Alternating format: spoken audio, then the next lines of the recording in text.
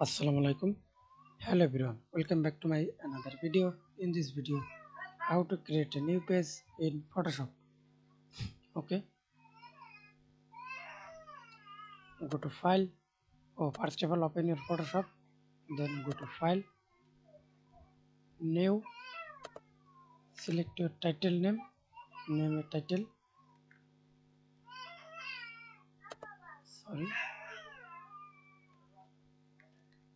Example, I select name text and white height. I added this thumbnail white height. Resolution 300. Background white. Bit 8, 16 or 32 as you wish. Pixels, I select pixels. You select inch as you wish. I select pixels. Then okay.